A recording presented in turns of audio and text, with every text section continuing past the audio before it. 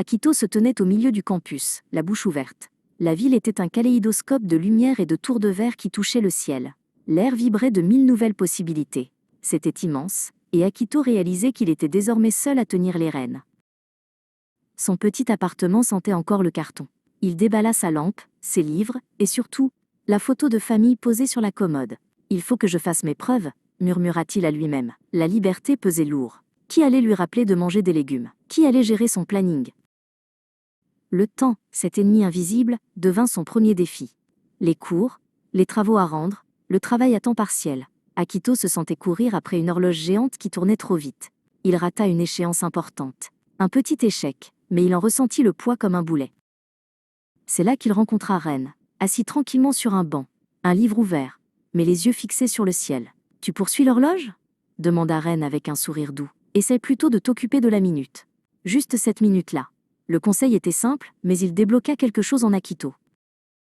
Akito se concentra sur la minute. Il essaya d'aborder les autres étudiants. Mais l'amitié ne venait pas sur commande. Il y avait comme un mur invisible, brillant et lisse, entre lui et les autres groupes d'amis déjà formés. Il se sentait en dehors du cadre. Un soir, Akito passa devant le local du « Club d'astronomie et de futurisme ».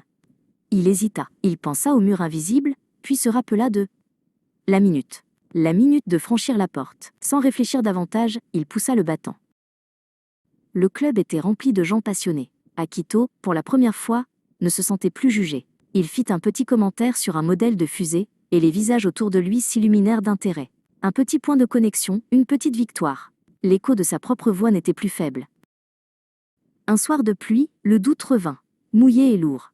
Akito se regarda dans le miroir. Il n'était plus le garçon sous les ailes de ses parents, mais il n'était pas encore l'adulte qu'il voulait être. Il était entre les deux, et cela faisait peur. Son téléphone vibra, un simple message de Ren. « Tu as trouvé une bonne rampe de lancement, n'est-ce pas ?»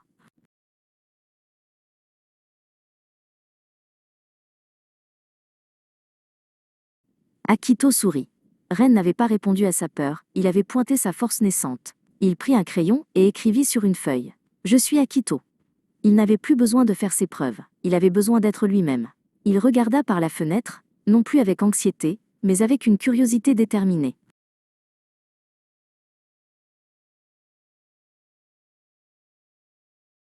Plus tard, il retrouva Ren au restaurant de ramen du coin. La vapeur montait autour d'eux comme une douce brume. Akito n'avait plus d'horloge géante à gérer, seulement sa soupe à déguster. « Le premier chapitre est terminé » dit Ren en levant sa baguette. Akito sourit. Il savait que le meilleur était à venir.